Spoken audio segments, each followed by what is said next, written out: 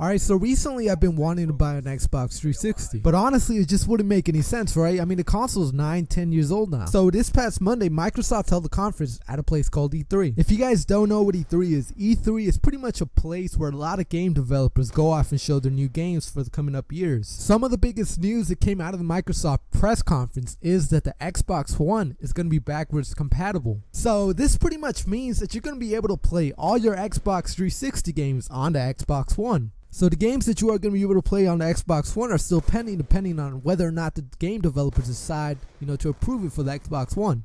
So this could actually go one or two ways. I mean, the game developer might say, alright, put it on the Xbox One, we got no problem with it. Or they could say no. Obviously for this new generation of consoles, there's been a lot of remakes.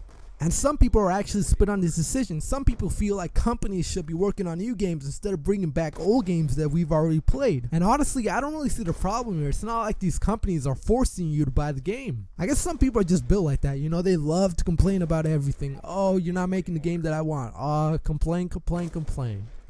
But anyways, back to this backwards compatibility thing. I feel like it's a pretty good option for some of those people who don't have an Xbox 360.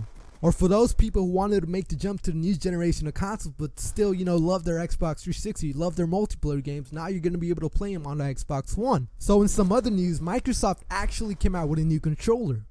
It's going to be called the Elite Controller, and it's going to cost you a steep $150.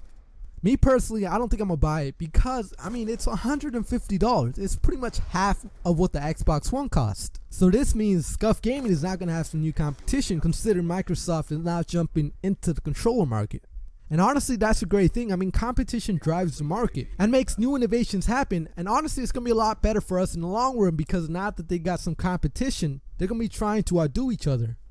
Probably one of my favorite announcements that came this past Monday is Gears of War 4 is being released next year. And honestly, I'm really excited for it because if you guys don't know, Gears of War 2 was actually my first multiplayer game. So we got a lot of history together, and honestly, I just hope they make a great game.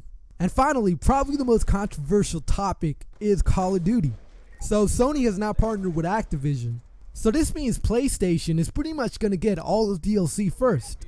And honestly, there's a lot of Xbox fanboys that are pretty pissed off right now. So I'm not too sure how the competitive thing is going to work out, but my best guess is it's going to the PlayStation. So there's a lot of people pissed off right now. A lot of people out there camping with pitchforks wanting to kill someone. So for all those people complaining, Sony did pay for it. So unless you got the money to pay up, it's not coming back to the Xbox. But yeah, like I was saying, this is still up for debate. No one in the competitive scene really knows what they're going to be using. Are they going to be using PS4s or Xbox Ones? But my best guess is, now that they're partnering with PlayStation, they're probably going to be using PS4s. So what do you guys think? Should they stay on Xbox, or do you guys think they're moving on to PlayStation? Alright guys, so hopefully you guys enjoyed the video. Leave a like if you did, and as always, peace out.